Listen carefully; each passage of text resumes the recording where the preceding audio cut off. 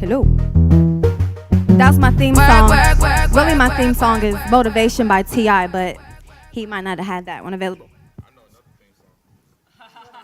Okay, I don't know if this mic's going to work for me. Can you guys hear me?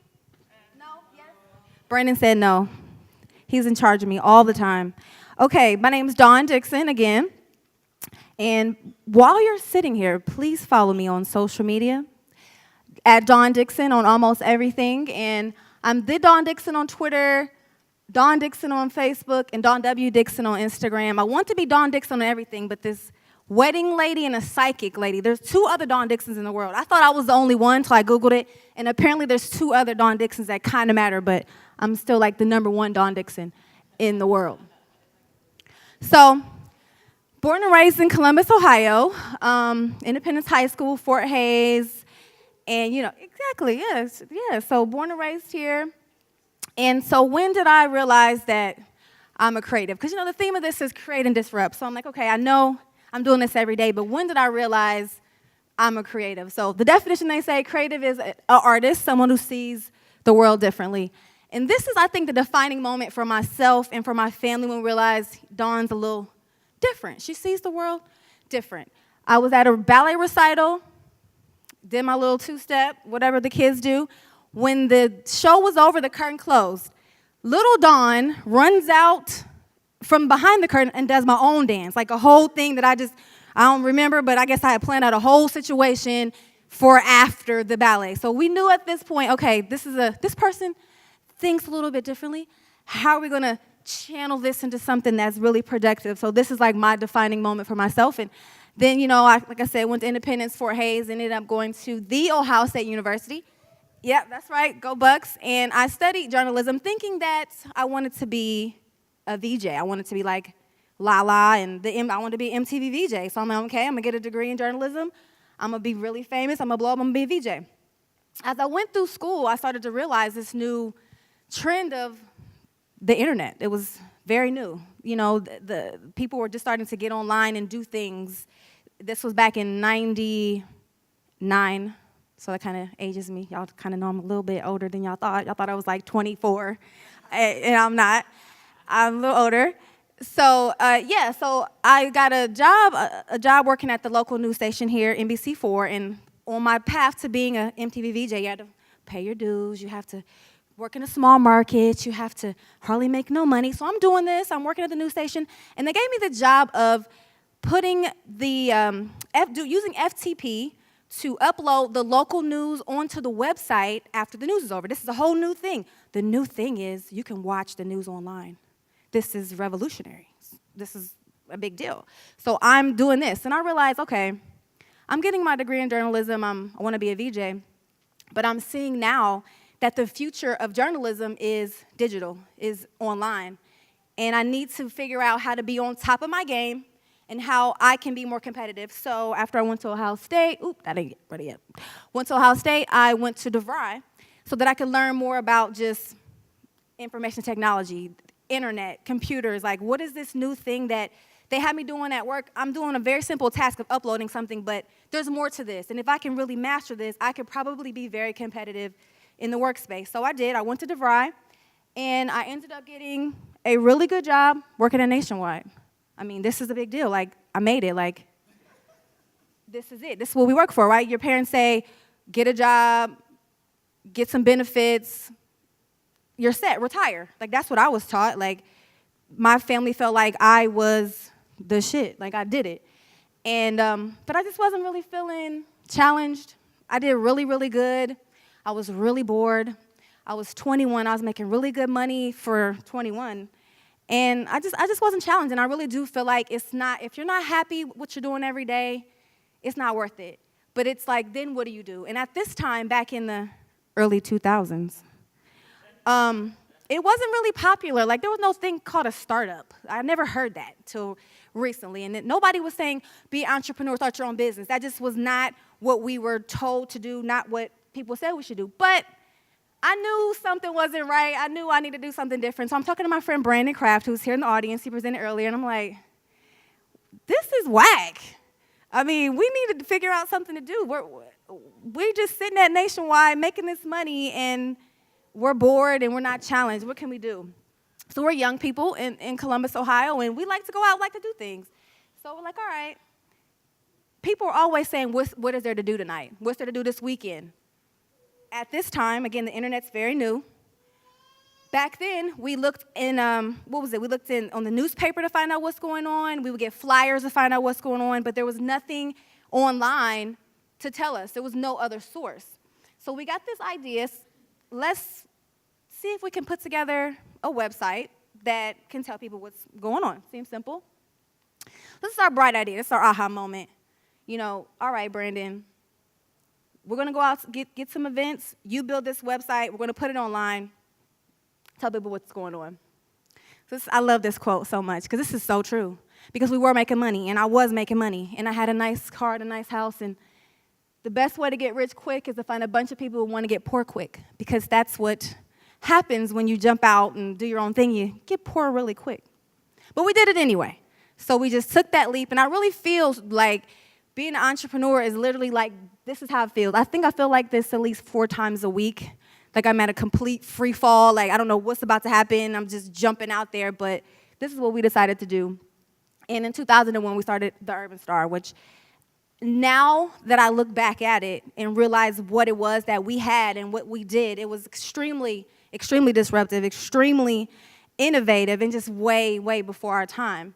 But it taught me a lot. So it's essentially like a social media platform. It was a website that you can go on and find out what's going on in Columbus and surrounding areas, but then also post pictures.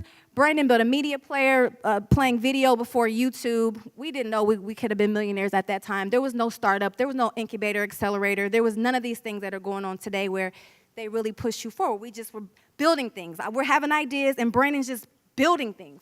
And then, of course, we had the video, and then we went outside of every club, party, festival, rib fest, jazz fest you can think of, and was getting emails by hand on clipboards. And we had over time, over a few months, accumulated about 15,000 local email addresses from Columbus, Ohio, which at the time, there was no such thing as email marketing. That wasn't a word. It wasn't a phrase. There was no such thing as MailChimp, Constant Contact. They didn't exist. We literally were sending out a newsletter in BCC and AOL, and it took me 8 hours because you get locked out after you send about maybe a couple hundred. They're locking you out. So every hour I had to go back on and took a day to get this newsletter out to people of what events are going on in the city. And then eventually they came out with Topica, which was very basic HTML, but again, just ahead of our time. And we did this for several years, and we didn't know what we were sitting on. We used it as a platform to really exercise our creativity and to really just be innovative, but we didn't know that we could really monetize this. And I think the thing with a lot of creatives is we're creative. We make things, we do things, but not really monetizing them and not knowing how we can scale them. So this is something that I'm going to speak on just through the course of this today, is how, you got an idea, but this, honestly, we should have exited this for millions, and I should be like telling you guys how to be a billionaire by now if we knew what we were working with at the time. So, we're doing the Urban Star, and we did that until 2007, and been an entrepreneur since. For me, that pivoted into having a consulting company called D1 Consulting, where I was then doing events. So at the time, we were promoting events in Columbus, and I started to do my own events. People would hire me to do parties and events, and it just became, we had a great email list already. We had a great following, so it's easy for us to get people to come and support. So this is, again, I want to just backtrack. When I jumped out the plane of comfort in corporate life, my family, they're not here today, and they weren't supportive of that decision at all. But, this is basically, what does your daughter do? Well, she don't have a job. So she's just out here. And that's kind of like, in most cases when you're an entrepreneur, especially back then, it's like, well, you're an entrepreneur because nobody will hire you, and you're just out here, and that's what it is. But despite that, I still was good. People would ask my mom, what does Dawn do? Dawn got a Tommy job. I mean, that was like she got a Tommy job. We don't know what Dawn do. One minute she posting this here, next minute she doing this. She out of town. We don't know what she's doing. She like Tommy. We'll never know. But hey, I was feeling like I was straight. So I had a consulting company, and it was a service business. People hiring me to do events, doing it all over the country, working with athletes. Did that for about 6-7 years, traveled all over, did all kinds of fun stuff, met all the celebrities you can meet, blah, blah.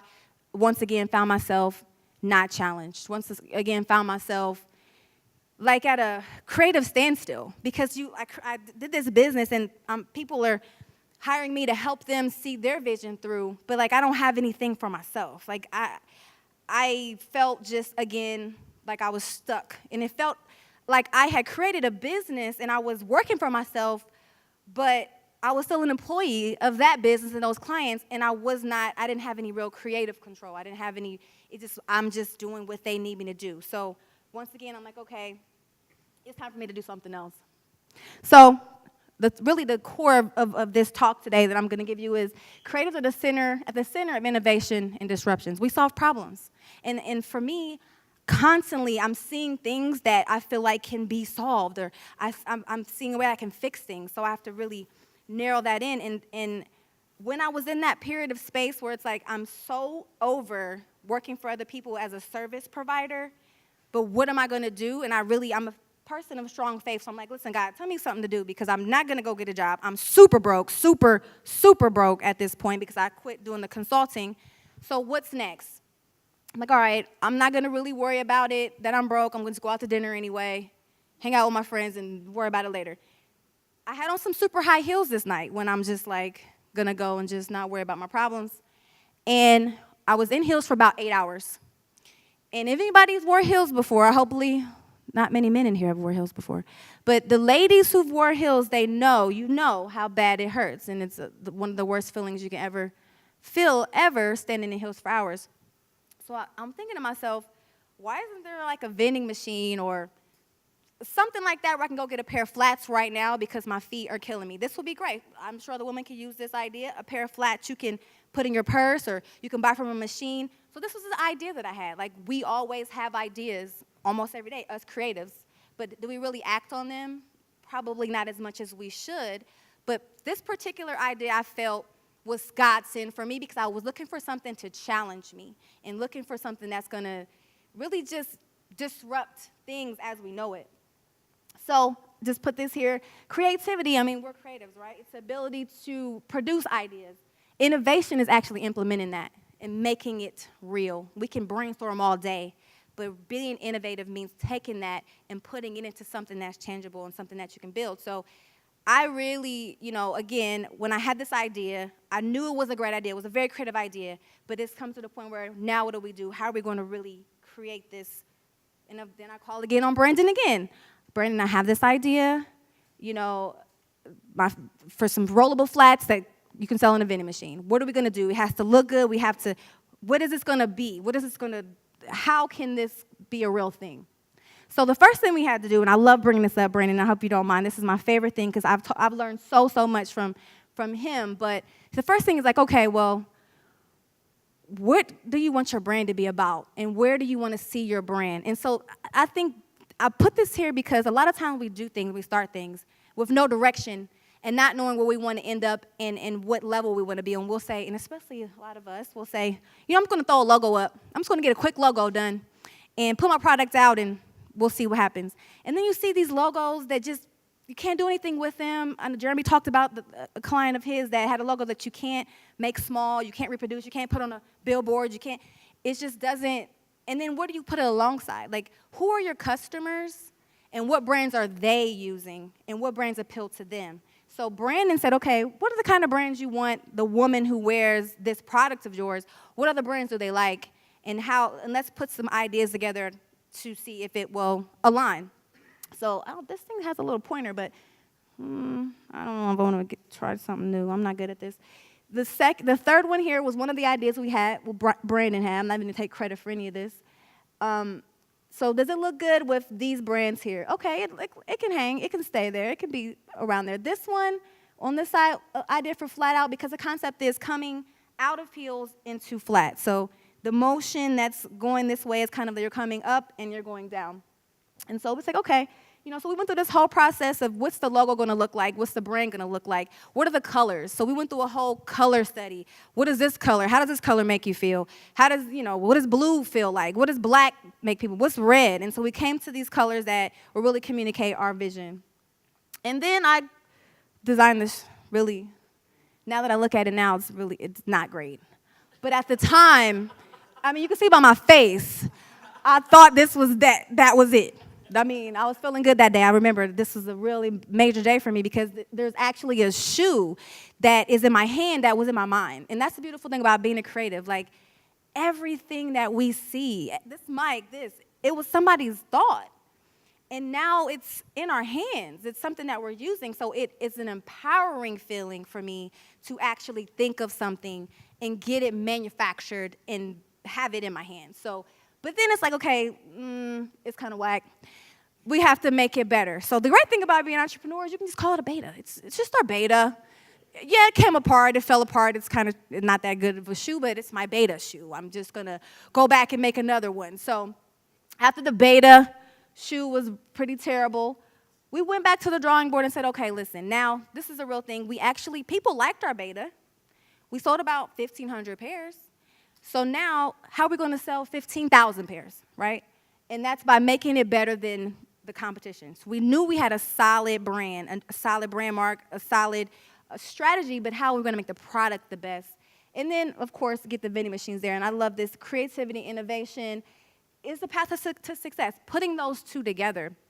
So we went back to the drawing board and realized that what is needed in the market for this particular product is a shoe that has a hard sole on it, that's durable, that the customer can wear all day, every day, and also roll and fold. So I am modeling here on my feet today a pair of our flat outs. They are machine washable. I've worn them many, many times. So we've gotten the model down right, and now, we are experiencing a lot of success. And I feel like every day I'm biting off way more than I can chew. I'm choking on things that I bite off, but still getting it. And over the years, we celebrated our 5-year anniversary of starting Flat Out. It's been very, definitely a challenging ride, but we've come so far. Been in many, many media outlets. Go back to the vending machines in Club Live in Miami. We're in the Atlanta airport, and now we're going to have more vending machines this year, next year. So, we finally got that down, and that's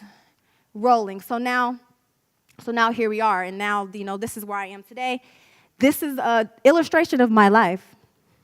And every day that I wake up, this is how I feel. In some point in the middle of the day, I feel like I want to die. And then by the end of the day, I love my life.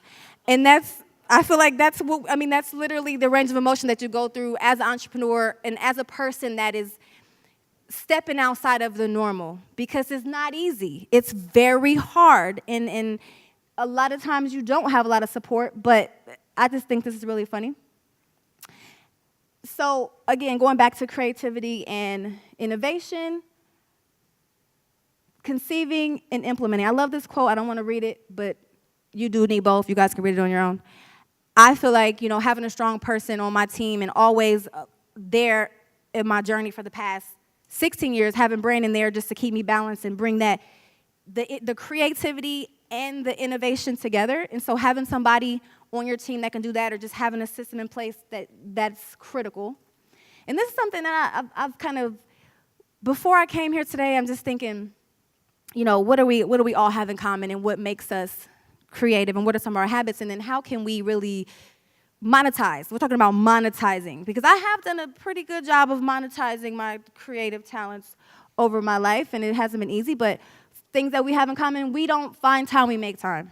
There's never enough time. Nobody has time. But creative people who are on a mission, you're going to make the time. Like Brandon said when he had his talk, he was going of 9 to 5, working at his job, and he was working 6 to 2 a.m. on what his passion was, until that it can be that. And that's something that we all have in common. We don't get caught up in perfectionism. Okay, so of course we want it to be the best and we want it to be perfect, but got to keep it moving. You have to continue to keep it moving. We have a space. I know this is about everybody that are creatives. Like, you have a little space, no matter where it is, it's like your corner to go and be creative, and that's so important. And if you don't have it, get it, because that may be what's in the way, standing in your way of you being able to really be effective every day, is having a space. We're not afraid to try new things, of course. We record our ideas. Most of you, I'm sure, have some kind of book, journal, notepad, sketchbook, someplace where you're just always jotting down. I have several lists of things. I'm jotting down ideas all day, all the time, making lists of, different campaigns I want to do. Just, it's always important to write those things down, because if anybody knows, if you read any of the great books that all of us that are successful read, writing something down and repeating it every day and meditating on it or praying on it or whatever, your spiritual preference is, but putting it in writing and repeating it is the best way to make it happen. So definitely writing your ideas down. Never stop looking for inspiration. We share what we make with others. So people, when I'm in the entrepreneur ecosystem in the country, and I meet people and they're like, I have a good idea, but I don't want to tell you about it. I can't tell you about it. Well, then why did you say anything? What's the point? People who are truly creative, they're not scared about somebody stealing their idea, because nobody can do your idea like you. So you can tell somebody, I'm going to do this. I'll give you a great example. So we have Flat Out, the rollable flats. When we started Flat Out 5 years ago, there was probably 2 other brands that were doing it. Since Flat Out, and we've gotten a lot of success, there's been people that said, I want to do rollable flats too. It's a good idea. I like it. I'm going to do it. Cool. I don't care. One particular young lady decides she's going to do rollable flats too. But then she's going to email me and tell me all about it, thank me for starting Flat Out, thanking me for inspiring her. Can we be friendly competitors? And basically copied off of everything that we've ever done. Okay, so I don't care. Because my thing is, you can't do it like me. So why are you telling me that you're going to copy my idea? Even though she did it, I'm not concerned, because what? I have this business, I have this vision. I'm going to keep creating things for her to copy because I'm still number one in my lane. And I think for all of us, if you have a great idea, the only way for it to come to life and see it through is to share it and to tell people and not hold on to it, but tell people so they can continue to help you to build it, to grow it. So never be scared somebody's going to steal your idea. They might try, but they're not you. And then we work the hours that work for us. If you're better, and that's the great thing about being an entrepreneur, being creative. If you're better working at night, work at night. If you're better in daytime, work in the daytime. But this is the issue that many of you guys have. It's like that girl's face, why aren't you making no money? Why don't you have any money? Why don't you have any money? Why are you still doing free logos? Why do you feel like you should discount your services? Why do you feel like you should give the hookup? Why? That's I just love her face, because why are you doing that? And, when I had a consulting company, I told myself, nobody's going to tell you that you deserve to get paid $100 an hour, $200 an hour. They're not going to be like, you know what, damn, your work is good.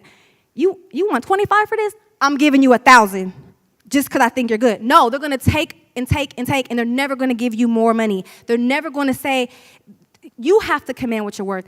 And a lot of times I had to say, well, my rate is $50 an hour, and you can't afford that. I'm just not for you at this time. Work with someone that you can afford, and then when you can afford me, then you can work with me. That's simple. And then they will get their weight up and come work with me. But if you continue to discount your services, if you continue to work for free, if you continue to cut corners and say, okay, well, I'm going to do this.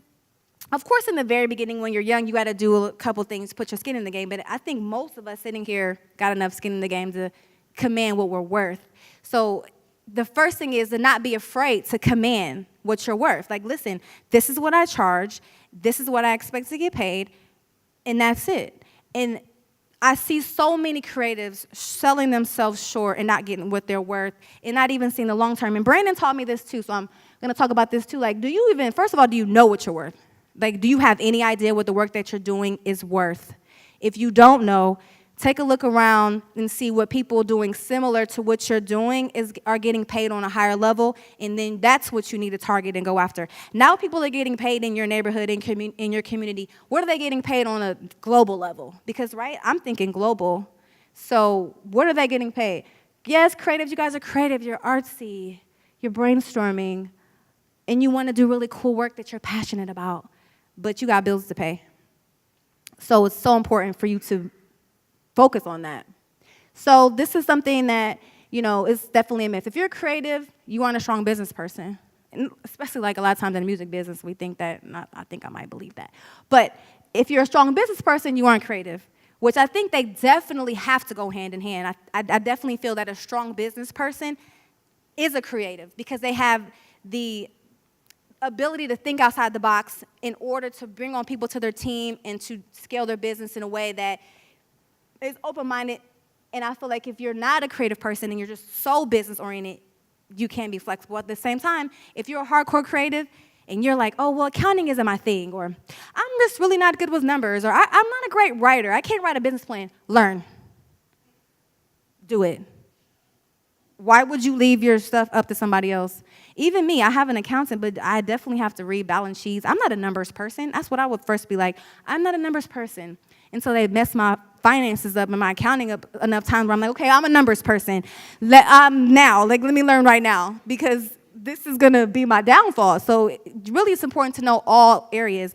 That way you can communicate with the people that are doing that work for you intelligently, and you can check them when they're doing something instead of just being blind about it. So this is my list of how to get paid what you're worth, how to get your worth. So I'm going to run through this here. Don't expect others to see your talent. They're not going to, they may not praise you the way you go, especially designers. And I work with a lot of designers in my career and in my businesses, people that are true artistic creatives. And they're like super excited, and they want you to be really excited. Everybody may not be very excited about what you're doing. That's okay. Does the check have your name on it and the numbers say what you charge? Like, cool. Like, they don't have to be like, you guys sometimes are real passionate about your stuff. Like, cool. But they might not mirror that, but as long as they get them numbers right. Don't try to appeal to everybody. You're not for everybody. There's different styles. And people, if their design style, what they're looking for isn't a fit for what your strengths are or the way your style is, it's okay to say no. Like, it's not going to work out if you're outside of your element. And then I also feel like saying, I can do anything. I can make something for anyone. It doesn't really work that way. It's important to kind of focus in on what you're passionate about and what you want to work with. Understanding what your audience wants. That goes back to the slide that I showed you that Brandon created when he did the logo study. It's like, don't just, I've worked with people, from working with Brandon, I'm spoiled because I get it done right. And then when I go and Brandon's too busy, because sometimes he's too busy to work with me, and then I go get other people, I'm not used to what they do. So, they won't take the time to really get to the core of who my audience is and who I'm trying to reach and what kind of emotions do I want them to have when they look at my stuff. So I don't get all of that. And I think it's so important for a creative, especially in the visual space, to really get to know the customer. What do they want? What are they trying to come across? What are their long-term visions and their goals? So really get to understand so you can give them a great product. Focus on being different, not better, like different. Even with flat outs. We have rollable flats, and I had to figure out what is going to be different than anything else on the market and be able to communicate that quickly in 1 minute to anybody who asks me. Keep in touch. A lot of creative people don't have the follow-up game not strong. Follow-up game, weak. You have to make sure that you're emailing, calling, just following up, just being persistent, building your network. A great tool, if those of you who don't like to email and call, and I don't either, I don't like the phone. I do a monthly newsletter. I have a list of about maybe 350 people that are in my close network, whether it be investors, advisors, people I want to know what I have going on that can help me. I send a quick newsletter out every month. This is what I'm working on. This is what I'm excited about. And I don't ask for nothing, but I'll put a charge in there. Like, I'm trying to raise money. So I'm like, this is what I'm excited about. I'm excited about my $250,000 convertible note that I'm trying to raise. Send me some people. Or, we're having a new initiative. If you have some people, please refer it. So let them know what you're working on. That way you don't have to, blow up their inbox, but they at least know what you're doing. And I was surprised that my open rate's very high, like 90%. And even though they don't always reply, they're clicking on it and they're opening it. So people that I want to know what I'm doing, they are looking at it. And then negotiate for long-term value. Again, something else that Brandon has taught me about how often creatives, so especially in the visual space, you will make a logo or a website or a T-shirt or something material-wise, and then it goes on and makes millions of dollars for your client, and you get $1,000 for your logo design or however much you charge. And Brandon was like, and he swears I gave him equity because didn't have no more money. But that wasn't the reason, Brandon. That wasn't the 100% reason. Like, you see him shaking his head? He taught me that, the designer makes this great logo and you're making millions. Why isn't they're the ones that created that value. That brand image is what people see. It's what's making you money. I can 100% say the reason why, a large part of the reason why we're successful, flat out successful, is because we look great. People are always very impressed by the brand and by the visuals, and that's because of him. So, yes, we didn't have any money that month, but he's valuable, and I wanted to give him equity in the business. But, as a creative, I think it's important for all of you to consider when you're working with a client that you see potential in. Say, listen, I'll do this work, maybe give me part of it in cash and the other part of it in equity, so that as the business grows, then what I created for you is going to grow as well. So negotiate. And then, just again, this is a great place to start. I started in Columbus. I now live in Miami, live in LA. I'm coming back to Columbus now, moving back this month. So great opportunities in Columbus right now, but Columbus is a national test market, so I feel like it's a great place to start. It's very affordable to live here, and it's a great place to just try things out and see what's going to work before you scale. And in your presentation, Jeremy's presentation, talked about clients that have started in Columbus and now are in Michigan and other places. That's amazing, and I think that, it's a great place to start, so you should go ahead and whatever's on your mind, jump to it. And I don't like how this is pixelated, and I'm really upset, but yeah, I think we all can relate to that. So if you're creative, try to narrow those tabs down to maybe like 20 and focus in on those and, try to monetize that. And I just love to just end with books, a couple books. Readers are always leaders. Leaders are always readers. So these are some books that I love. And, they've definitely helped me on my journey, especially the 4 Agreements changed my life. And the 4-Hour Workweek changed my life. So just want to share those with you guys, and I'll leave it up for a second. Really, if you have any questions for me, but I'll just leave that up. Did anybody have any questions, or did I talk your head off?